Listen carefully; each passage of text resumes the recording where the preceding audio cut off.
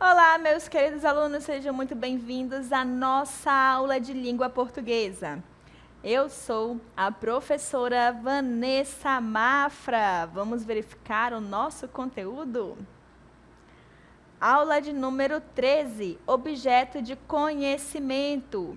Conhecimento de obras literárias das literaturas brasileira, portuguesa, indígena, africana e latino-americana. Conhecimento das estruturas de composição, estilos e discursos das referidas literaturas. Estilos de época nas literaturas brasileira e portuguesa, suas características, influências e seus respectivos contextos históricos. O detalhamento, análise literária de obras das literaturas brasileira, portuguesa, indígena, africana e latino-americana, para elaboração de crítica literária embasada nos conhecimentos de estruturas de composição textual, estilos de época, estilo pessoal e aspectos discursivos dos diferentes gêneros textuais, utilizando as diferentes linguagens e práticas culturais, respeitando as diversidades e a pluralidade de ideias dentro de princípios e valores fundamentados na democracia, na igualdade e nos direitos humanos. Identificação e assimilação de rupturas e permanência na constituição da literatura brasileira historicamente construída, percebendo as influências dos modelos ocidentais, com destaque para a literatura portuguesa, a partir das práticas culturais, artísticas e verbais, em contextos diversos, locais, regionais e globais, por meio de uma análise comparativa destas produções. Muito bem, então vamos para a nossa aula.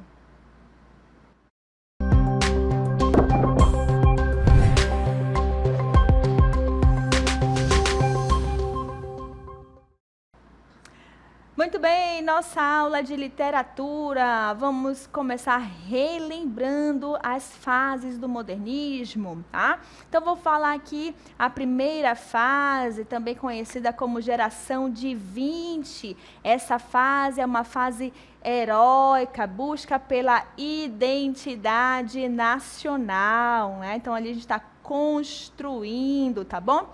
E a primeira fase em que é proposta a arte moderna, era a liberação do olhar por meio da destruição dos velhos tabus da inteligência nacional, em busca de uma renovação cultural, tá bom? Os ideais de liberdade e do nacionalismo crítico são características importantes das produções do período, ok? E aí, a segunda fase, também conhecida como geração de 30, é a fase de consolidação, concretização e afirmação dos novos valores modernos, ok? E aí, vamos continuar? Muito bem. Então, se a gente está falando da segunda fase, né, a gente já está falando da concretização, então já tem um padrão estabelecido. Então, por isso que ele fala, olha, de confirmação desse padrão. Ok? Muito bem, então vamos continuar verificando essa segunda fase. Quais são as características dessa segunda fase? Consolidação do modernismo, vasta produção literária em poesia e prosa, por isso que ela é conhecida como também ali a divisão entre poesia de 30 e romance de 30, tá?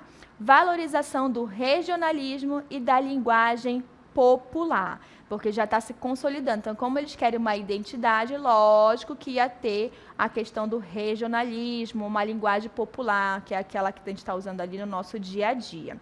Certo? Vamos lá, então, continuar com as características. Utilização de versos livres, sem métrica e brancos, sem rimas. Crítica à realidade social brasileira. Então, vai ter ali uma questão sociopolítica também. Certo, gente? Também temos o quê? Valorização da diversidade cultural do país, temáticas do cotidiano, social, histórico e religioso. e religiosa, porque tudo isso envolve muito a nossa identidade, né, como no Brasil, tá bom? E aí nessa segunda fase do modernismo, também chamada de fase consolidação, é bom a gente sempre frisar, a literatura brasileira estava vivendo uma fase de maturação, tá? Com a concretização e afirmação dos nossos novos valores modernos, que a gente acabou de verificar algumas características, né? Outras características desse momento era o quê? A ausência de idealização, parcialidade da voz narrativa, determinismo, valorização do espaço narrativo e uma linguagem simples, que a gente acabou de verificar o que? A questão do nosso cotidiano. E gera o povo brasileiro no dia a dia tem uma linguagem simples, certo? Então, vamos verificar a segunda fase do modernismo.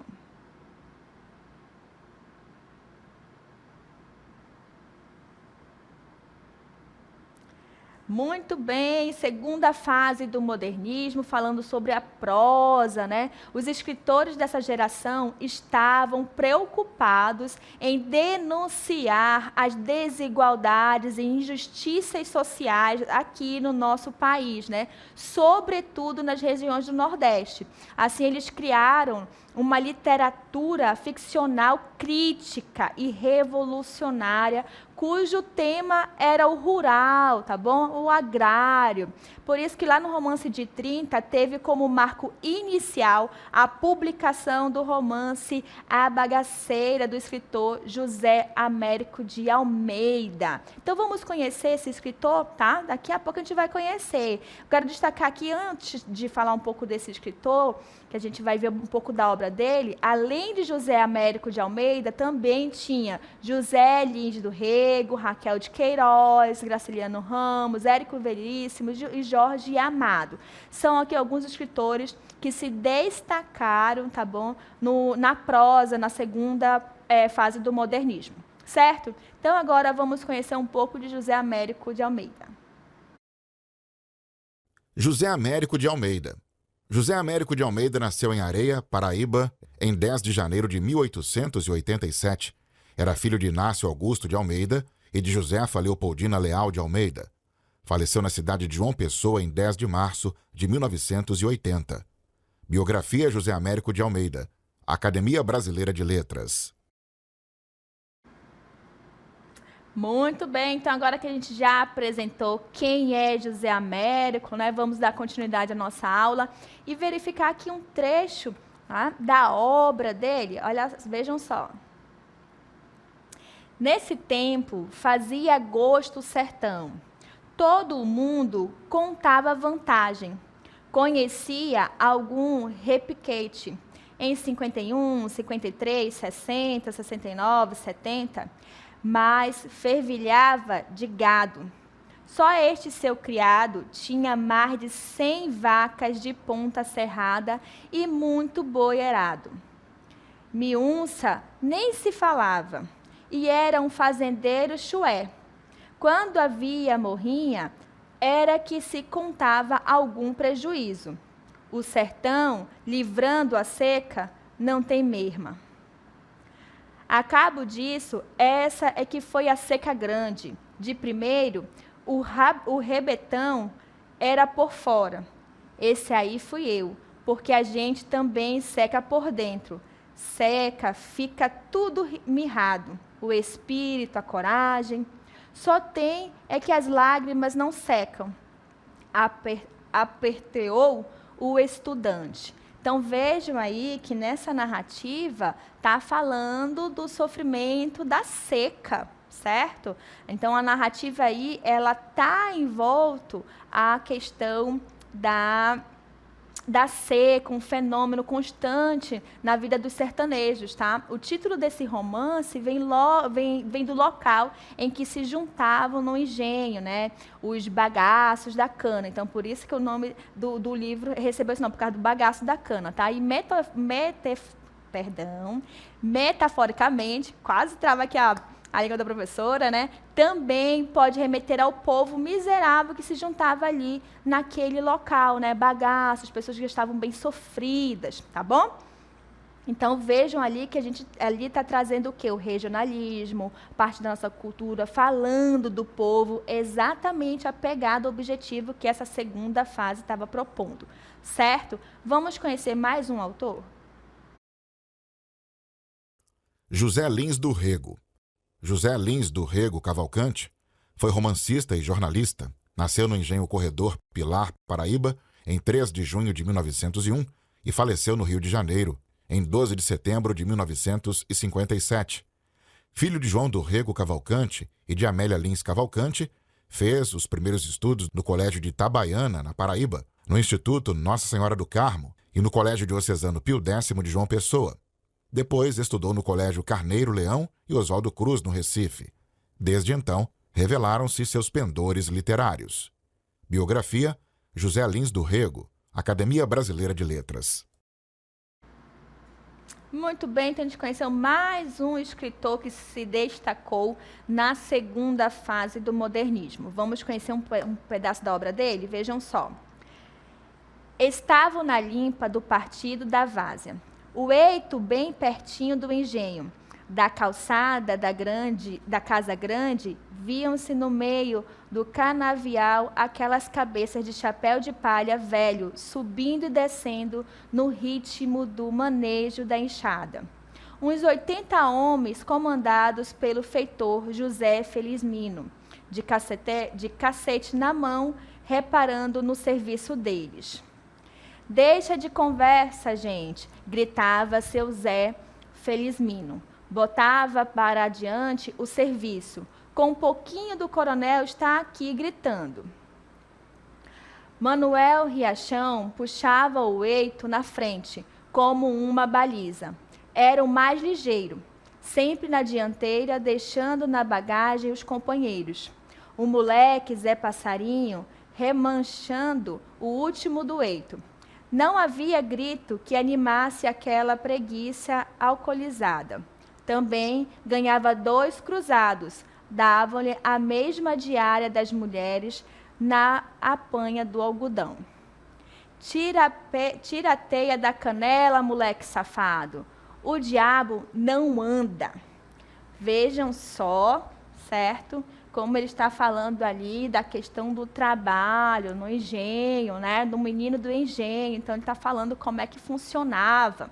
Tá bom? Aí vocês perceberam que ele falou, o eito, né? O eito é quando eles têm aquela limpeza, um roçado da plantação, utilizando ali as enxadas, a foice, né? Então, por isso que ele fala o eito da frente, o eito de trás, então um pedaço de terra que eles estavam ali roçando, tá bom? E essa obra é uma mistura entre ficção e realidade, há quem diga, né? Porque o autor também perdeu a mãe muito cedo e foi levado para viver na casa do avô, né? Então, no trecho em que ele fala que ele tinha uns 4 anos, né? No dia em que a mãe faleceu, começa a contar um pouco do menino de engenho, extraindo aí uma mistura tanto da ficção quanto da realidade. Há quem diga que ele está falando ali um pouco da vida dele, certo? Muito bem, então as lembranças do protagonista ali dão vida a uma realidade econômica, política e social que vai ali se desgastando ao longo do tempo. Os romances de José Lins de Rego são definidos como uma narrativa memorialista, uma vez que remete às lembranças pessoais desse escritor. Tá bom? Então, faz essa construção dele ali. Então, tem pedaços que a gente vai ler e vai conseguir assimilar com a história dele e outras não. Então, é bom a gente conhecer a história do autor, porque às vezes a gente consegue identificar traços da pessoalidade, né, da vida dele ali. Certo, gente?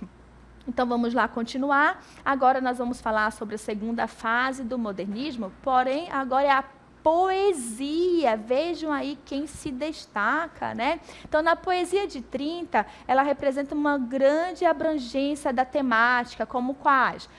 Social, histórica, cultural, filosófica, religiosa e cotidiana. Vejam que tem toda a pegada, todas as características de que esses escritores da segunda fase estavam ali propondo, tá bom? Uma das características mais marcantes dessa fase foi a liberdade formal. Os poetas escreviam com versos livres, né? Ou seja, não tinha métrica, eles não ficavam se preocupando, esse aqui terminou com 7, próximo também tem que ser com 7. Não tinha isso, tá bom? Não se preocupavam também com as rimas, então os versos eram o quê? Brancos, ok? Isso tudo sem abandonar as formas fixas, por exemplo, lá do soneto. O soneto, eles permaneceram, né, no soneto, que é formado por 2 quartetos e 2 tercetos. Mas o restante, eles conseguiram ali ter uma liberdade de produção, tá bom? Então vejam aí quatro escritores que se destacaram, né? Carlos Drummond de Andrade, Cecília Meirelles, Vinícius de Moraes e Mário Quintana. Foi um dos que se destacaram. Aí eu vou apresentar para vocês, então, Carlos Drummond de Andrade. Vamos lá conhecê-lo?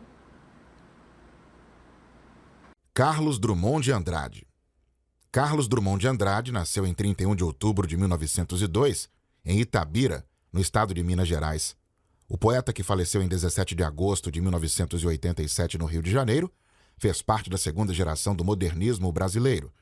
Escreveu poemas compostos por versos livres, além de obras caracterizadas pela temática do cotidiano e pela crítica sociopolítica.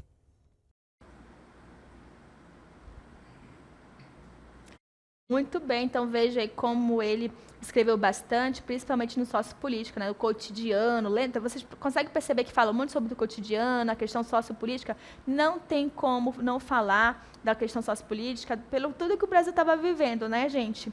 E a pegada é coisas simples, apresentar o Brasil para o próprio povo. Então tinha que ser informal, tá? Vamos conhecer uma poesia desse escritor? Prestem atenção. Poema de 7 faces. Quando nasci, um anjo torto, desses que vivem na sombra, disse: vai, Carlos, ser goste na vida. As casas espiam os homens que correm atrás de mulheres. À tarde, talvez fosse azul, não houvesse tantos desejos. O bonde passa cheio de pernas, pernas brancas, pretas, amarelas. Para que tanta perna, meu Deus? Pergunta meu coração, porém meus olhos não perguntam nada. O homem, atrás do bigode, é sério, simples e forte. Quase não conversa, tem poucos, raros amigos. O homem atrás dos óculos e do bigode. Meu Deus, por que me abandonaste, se sabias que eu não era Deus, se sabias que eu era fraco? Mundo, mundo, vasto mundo. Se eu me chamasse Raimundo, seria uma rima, não seria uma solução. Mundo, mundo, vasto mundo. Mais vasto é o meu coração. Eu não devia te dizer, mas essa lua, mas esse conhaque botam a gente comovido como o diabo. Muito bem, o poema de 7 faces, né? As faces ali do nosso escritor, do nosso autor. Então vamos lá, né? O desencontro entre ser e o mundo dá o dom da o tom, né, da poesia de Drummond. Ele é um poeta, esse poeta quer ser desejado, tá bom? Diferente dos outros, tá bom? E aí, quando ele fala assim, esse eu, prestaram atenção que ele fala assim, esse eu, então esse eu deslocado vê o mundo de modo particular, diferente de seus semelhantes. Então ele tem ali uma incapacidade do eu lírico, né? Lembrando que o lírico não necessariamente, o lírico é o personagem ali, não o escritor, tá bom? Então a incapacidade do eu lírico de compreender as coisas dá um tom pessimista, né? Tanto que ele vai assim, se eu me chamasse Raimundo, não seria uma solução, seria só uma rima, né? Então ele dá um tom pessimista, algo já resignado ali no poema, tá bom? E aí tem o desejo de responder às indagações sobre o mundo, porém faz com que o poeta continue buscando respostas, né? Não tem. Então, determina ali o caráter reflexivo dessa poesia de Drummond, tá bom? Tem uma reflexão ali, busca de respostas, né? E aí ele fala sobre 7 faces, né? Qual seriam essas 7 fases, né? Faces. A primeira fase seria ser desejado, né? Desajeitado, perdão. A primeira fase seria desajeitado. Já a segunda face seria o quê? O desencontro. A terceira, um desejo. E a quarta, a família, certo? A quinta face seria metafísica. E a sexta, a lírica. E a sétima fase, o quê? A ironia, e tudo ele traz ali bem descrito no corpo deste poema, certo? Então vamos aqui, a gente já andou falando um pouco de Drummond, as fases dele, né? Vamos verificar as poesias, prestem atenção. Olha só, poesia de Drummond, ele tem a poesia cotidiana, né? Então vamos lá, lembrando que já está dizendo, se é cotidiana, vai falar do dia a dia, linguagem simples. Essa aqui é bem conhecida, né? Quadrilha. João amava Teresa, que amava Raimundo, que amava Maria, que amava Joaquim, que amava Lili, que não amava ninguém. João foi para os Estados Unidos, Teresa para o convento. Raimundo morreu de desastre, Maria ficou para a tia. Joaquim suicidou-se e Lili casou com J. Pinto Fernandes, que não tinha entrado na história. Olha só. É o dia a dia, né? O cotidiano. Quantas vezes a gente realmente se apaixona por pessoas que não estão e vira aquele círculo, né?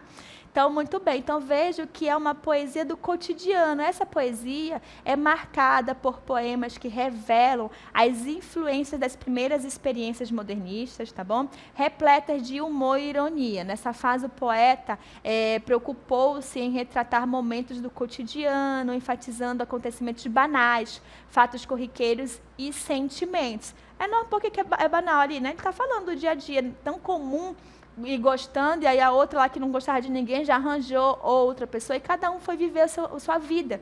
Isso é o ciclo da nossa vida, a gente se apaixona, deixa de gostar e vai até arranjar uma pessoa. Então, veja que ele faz o dia a dia, certo? Vamos verificar mais uma poesia? Olha só, poesia político-social. José. E agora, José, a festa acabou, a luz apagou, o povo sumiu, a noite esfriou.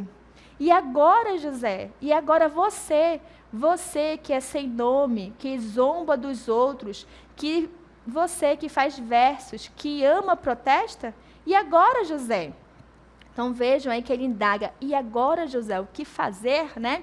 Então, essa poesia, ela foi produzida durante o período da Segunda Guerra Mundial. A poesia tem um caráter político-social e revela uma visão mais profunda e angustiante do mundo. O engajamento social e político denota uma solidariedade, denunciando a apatia do mundo e a miséria moral e espiritual, tá? Então, ele faz essas indagações. Então, por isso que ele está fazendo ali, e agora, vamos lá, reagir, né, sair desse lado. Então, o poema ele ilustra um sentimento de solidão, de abandono do indivíduo na cidade grande, a falta de esperança e a sensação de que está perdido na vida sem saber que caminho tomar. Então, e agora? Bora lá. E agora? E agora? O que eu faço? A gente não faz essas indagações para a gente mesmo. E agora? Meu Deus, o que eu faço? Estou aqui, estou perdida, não sei. E agora? Esperando ali uma resolução, né? Muito bem, vamos agora conhecer mais uma poesia. A poesia filosófica. Vejam quantos tipos de poesia Carlos Drummond de Andrade produziu, né? Então, qual era a pegada dessa filosofia, né? Vejam só, dessa poesia filosófica, tá? Sonetinho do falso Fernando Pessoa. Não nasci, morri. Onde morri, existo. E das peles que visto, muitas há que não vi. Sem mim, como senti, posso durar. Desisto de tudo quanto é misto e que odiei ou senti. Nem Fausto, nem Mefisto, a deusa que se ri desse nosso Oaristo.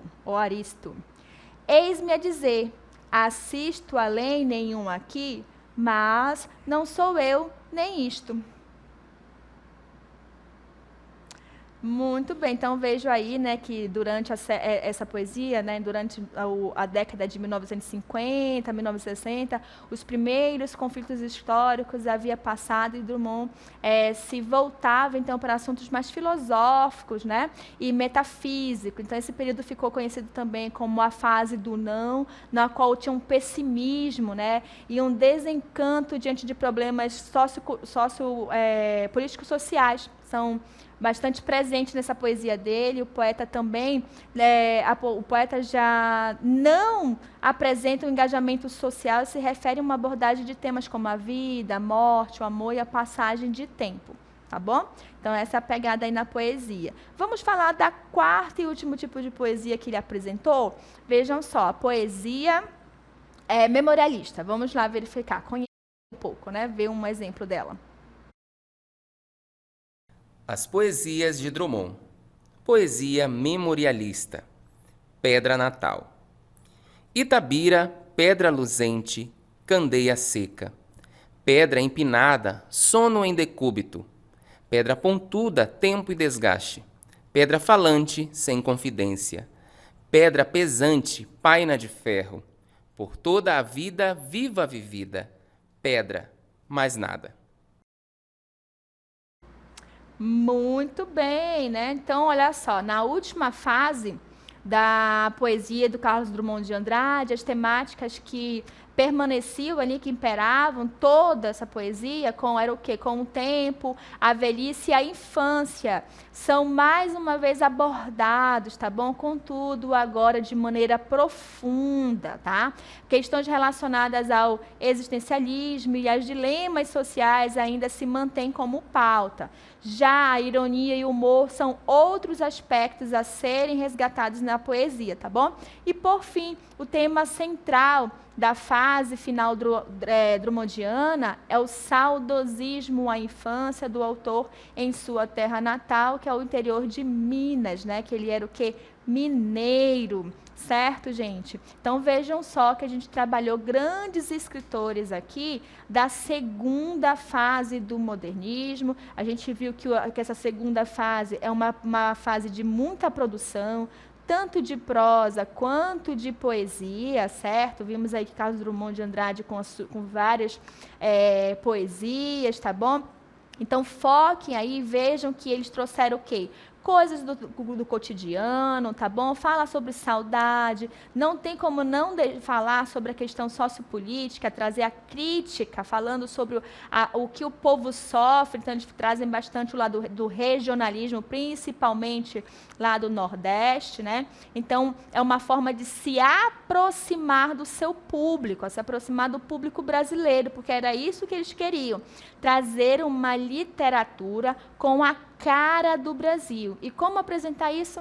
Somente apresentando as vivências, o que está próximo do dia a dia do nosso povo. Então, ele carrega ali bastante a regionalidade e por isso que eles falam bastante sobre a seca, tá? Sobre o dia a dia e principalmente com uma linguagem simples. Tanto que a gente viu lá, que tem um trecho, uma das poesias que a gente viu, um dos textos da prosa, da prosa, falava exatamente como personagem. Tá? Então, dá ali uma diferença, porque é uma linguagem informal. Certo, gente? A gente fica por aqui. Eu espero que vocês tenham gostado e até a próxima.